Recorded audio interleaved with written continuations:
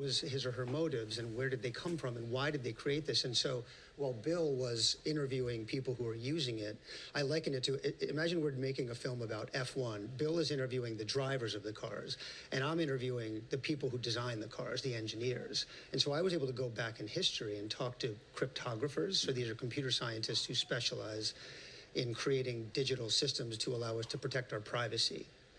To create security. It's a fascinating community. Fascinating. Yeah. And so I went back and I met people who were studying this and part of this community going back to the 1970s, and how the idea that we need some kind of protection using computer systems against an encroaching surveillance capitalism. And this is how they thought of this going all the way back a generation or two. Yeah. And Bitcoin is in many ways the kind of culmination of that thinking.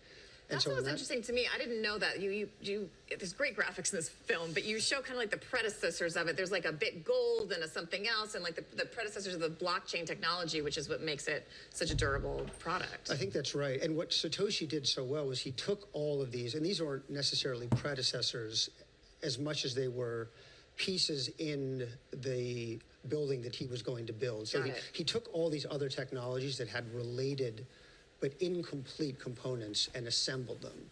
And that was part of the brilliance technologically. And we were really spurred on by the fact that I did all these interviews, like 25 or 30, and I kept getting the Heisman. People kept, blocking me. Your irritation was palpable. Why are you interested in this, Bill? You're a smart guy. You should move on. This is not important. It doesn't matter who Satoshi is or was. We've got, as Michael Saylor says, Prometheus gave us the fire. Let's run with it. And so I think we have to get beyond this. We're not getting anywhere. I'm having these great interviews with Michael Saylor, who's mesmerizing, and Sam Bankman-Fried, who's mesmerizing, but that's when we had to turn to Tyler and say, okay, we need a private investigator, get beyond this and really get to the answer. Tyler, there's this moment at the beginning of the film